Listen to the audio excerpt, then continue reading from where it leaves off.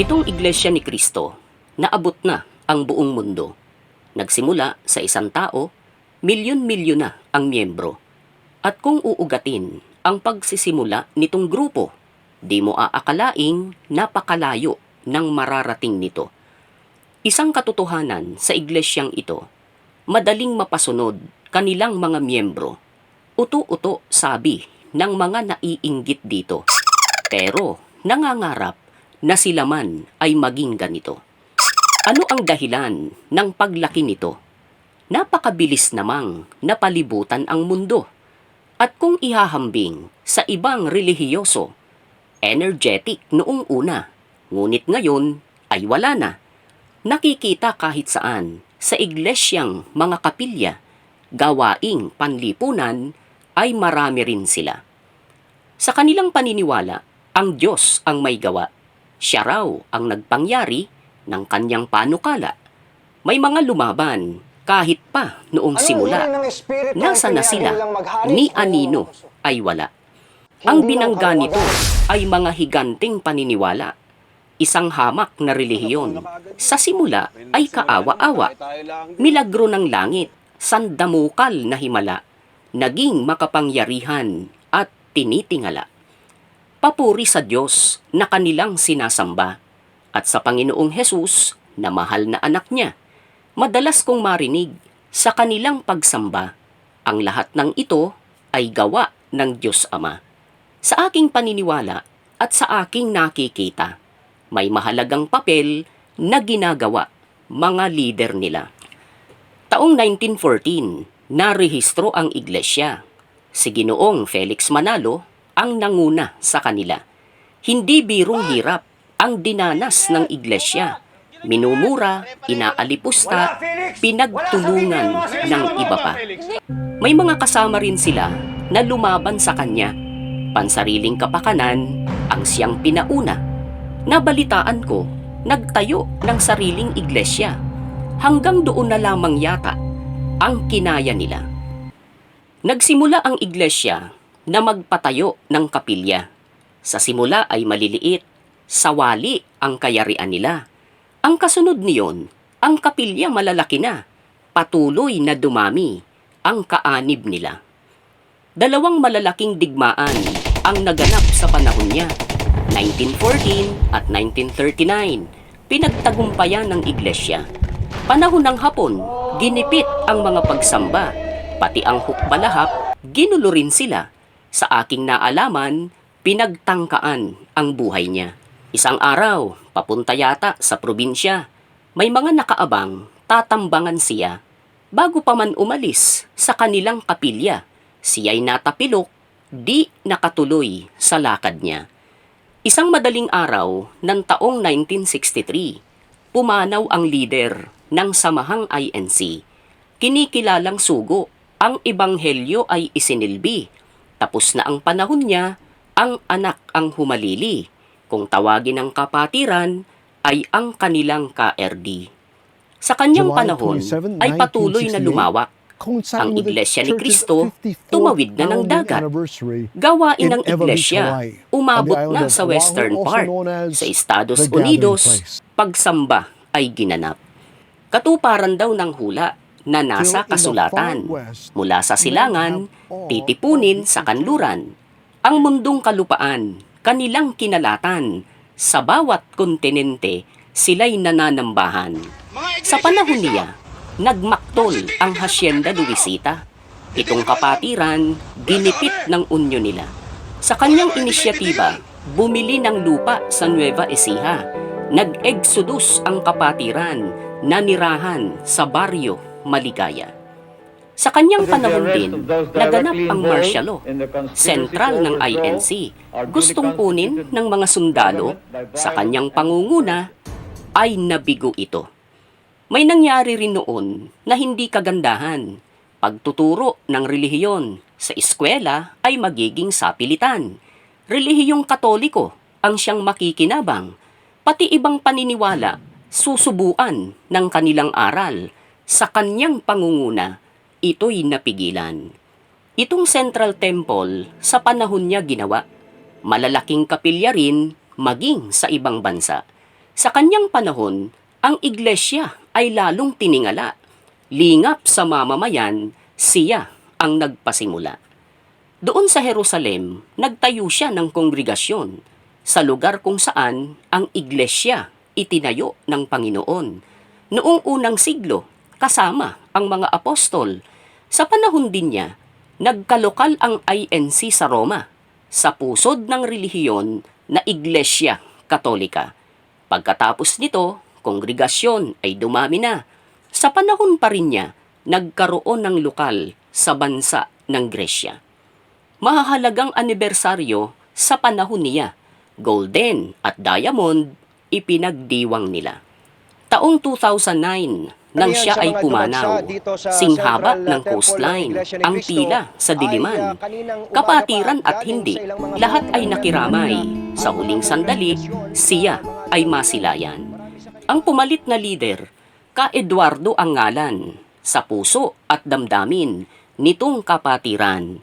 Kung aanalisahin sa kanyang kabuuan, tagumpay ng iglesia ay parang walang hanggan. Sa kanyang panahon, sinubok ang mundo. Itong COVID-19, pumatay ng mga tao. Di iilang kapatiran ang nadamay dito. Tila walang ligtas ang kahit na sino. Pagsambang INC sa mga sambahan, isinagawa nila sa bawat tahanan bilang pagtugon na rin sa direktiba ng pamahalaan sa alang-alang, kaligtasan at kalusugan. Sa programang Pundasyon, aking napag-alaman, maraming sambahan na ipatayo naman. Habang itong mundo ay naglulupasay, kapilya ng INC ay nagtatayuan. Liderato ng iglesia, namigay ng ayuda sa ilang LGU na sa pondo ay kinakapos na. Pati mga PPE, courtesy of New Era, General Hospital na pag-aari ng iglesia. Sa kanyang panahon din ay nagdiwang ang iglesia, Centennial Anniversary sa Philippine Arena. Milyong kagalakan ang nadama nila. Binati naman sila ng mundong nakikisaya. Malalaking kapilya na ipatayo ng iglesia dito sa Pilipinas at sa ibang bansa pa. Sa panahon din niya, ang bansang Afrika, ebanghelisasyon, pinalawak ng iglesia. Bilang ng ministro, dumami rin sa narinig ko, pati mga lokal daw at mga distrito. Maraming pastor din ng maraming ebangheliko na imbitahan at umanib sa iglesia ni Kristo. Bumangon din sila ng mga lumaban, dating kasamahan, kaanak at kaibigan. Sa kanila'y ipinatupad ang disiplina ng kasulatan, ang tatag ng lider na patunayan ng kapatiran. Ang tanong ay bakit itong kapatiran ay mahigpit ang pagsunod sa lider ng samahan. Sa kanilang lingwahe, sa kanilang katuruan, pasakop at sumunod sa pangasiwaan. Sa banal na libro na kanilang batayan, nakasulat doon, magpasakop naman. Sa namiminuno, nagpupuyat, nagpapagal. Sila'y mangagsusulit sa Diyos na may lalang. Kung sila'y mahahapis, hindi sila pakikinabangan. Kung ang ibang paniniwala, hindi ito ginaganap. Itong kapatiran, dito ay panatag. Kung sa kasulatan, ito ay ipinahayag. Sinong masunurin kaya ang dito ay lalabag?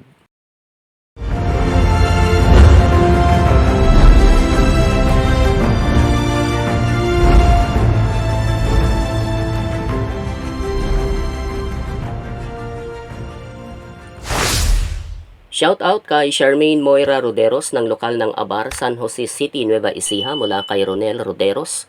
Pagbati sa lokal ng Rosario, Batangas North mula kay Ichibi Dalmasio.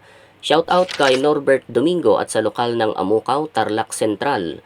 Ganon din sa lokal ng Dalahican, Distrito ng Quezon mula kay Ramon Magsino Mercado. Pagbati kay ka John D. Guarin na nanumpa bilang regular na manggagawa noong September 17 sa Philippine Arena mula kay Joselito Ganaban. Congratulations po sa inyo. Shoutout din kay Valued Olars, kumusta ka?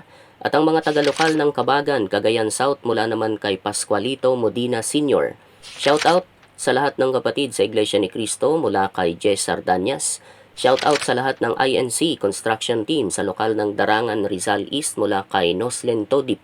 Shoutout pa rin sa lahat ng kapatiran sa buong mundo mula kay Aquariums at Iba Pa TV. Pagbati kay Architect 1018, salamat sa iyong suporta. Pagbati rin sa Cielo, Aluvera, Camacho at Checa family sa lokal ng Takuling, Bacolod City mula kay Ali Jean Adlaon. Shoutout sa lokal ng Mandaluyong, Metro Manila East mula kay Jeric Jimenez. Shoutout din sa asawa ni Cherry Manzanares na si Tereso Manzanares at sa kanilang pastor na si Ka Jigs, kay kapatid na Susan Carion, kay Ka Vicky Torres, Ka Sara, Ka Nonong at kapatid na Irene Armeo, Ka Rose Soriano at sa lahat ng mga kapatid sa lokal ng Bagong Bayan, Taguig City, Eklesiastika ng Makati. Ganon din sa lokal ng Napindan mula kay RJ Solasco TV. Happy viewing po sa inyo. Shout out po sa Pamilya Palasan, San Pedro at Baldumar at kay Ka Fermin Salibio dyan sa Aklan mula naman kay Joselito Ganaban. Shout out din natin ang lokal ng Mandawi City, Cebu mula kay Nickmar Villamor Wanite. Belated happy birthday po kina Onofre Kadayday ng lokal ng Bulak, Santa Maria, Bulacan South at Dennis Kadayday dyan naman sa lokal ng Baisa, Quezon City mula kay Elmer Kadayday. Shoutout mula kay Ernie Opalia at pagbati din sa mga kapatiran sa lokal ng Parang, Marikina sa kanilang 40th anniversary. At dyan sa Napindan sa Taguig, distrito ng Metro Manila East sa kanila namang 61st anniversary. Maligayang bati po sa inyo. Shoutout sa lokal ng Sagay, Camiguin, distrito ng Gingoog City. Happy viewing po sa inyo. Sa distrito naman ng Greater Toronto, Canada, mula naman kay Carmelino Giao. Sa misis naman ni Benny Liwanag na si Relly Liwanag, kumusta po kayo? Sa mga taga-lokal ng Gabaldon, Nueva Ecija, maligayang panunood po. Kay Juvie Sigi, mula dyan sa United Arab Emirates, ingat ka po dyan. Sa Arcon family, dyan sa Pandi, Bulacan, mula kay Oliver Arcon. Isigaw din natin ang pangalan ni Rodendo Fernandez, salamat sa iyong suporta. Pagbati kay Ka David Esperanzate and family, Rainier Sabino and family, Alan Dale Kiambao family dyan sa Bulacan North mula kay Daniel Labitag. Sa lokal ng Bansalan, Davao del Sur at sa Balingit family mula kay Megan Tinambakan. Shoutout din kina Gem 12108 at kay Vicarlo Dagani at sa lokal ng Sibagat, Agusan del Sur. Ganon din sa anak na manggagawa ni Tatay ni Tox Motovlogs na nasa distrito ng Masinloc, Zambales North. Belated happy birthday kay Cesar Reyes na nagdiwang noong September 14. Ang pagbati ay mula sa iyong ama na si June Reyes. Shoutout sa lokal ng Santolan, Metro Manila East mula pa rin kay Gem at ganon din kay Glister Passion. Happy viewing po sa inyo. Pagbati kay Damsel Samoras Pauline sa lokal ng Gifu, West Japan at kay Heidi Pauline sa lokal ng Southville, Cavite South mula kay Noel Pauline Sr. Shoutout sa lokal ng Batasan Hills 2, distrito ng Quezon City mula naman kay Merskey. Pagbati din sa lokal ng Paitan, Occidental, Mindoro mula kay Lance PH. Shoutout pa rin sa lokal ng Talos, salamat po sa pag-subscribe. At ganun din sa district ng Taiwan at sa kanilang destinado na si Ka Hasdrubal Diasanta. Salamat din po sa inyo. Gayon din kay Ka Julie Aratea sa lokal ng Pinugay, Rizal East. Maging dyan sa lokal ng Naglawag, distrito ng San Jose City, Nueva Ecija mula naman kay FED1. Ganon din sa sambahayan ni Tolitol Esparto ng lokal ng Pambuan, distrito ng Northern Samar. Kumusta po kayo dyan? Shoutout din sa lokal ng EGM Rizal from Lorena Viernes ng Antipolo City. Ganon din sa lokal ng Milagrosa, Calambas City, Laguna mula pa rin kay Tatay ni Tux Motomix Vlog. Shoutout din sa lokal ng Mobo, district ng Masbate mula kay Michael Columna. Ganon din kay Ka Arnold Montalvo, pastor ng lokal ng SSS Village, Metro Manila East at sa mga kapatiran sa buong mundo mula kay Carlito Carandang. Shoutout pa rin sa mga kapatid ni Chester Mark Mejos dyan sa lokal ng Bayog, Zamboanga del Sur. Shoutout din sa lokal ng Lantapan, distrito ng Valencia City, Bukidnon mula kay Jojo A. At pagbati naman sa lokal ng Kalibo mula naman kay Cas M Vlog. Happy viewing po. Shoutout pa rin sa lokal ng Buga, Bulacan North.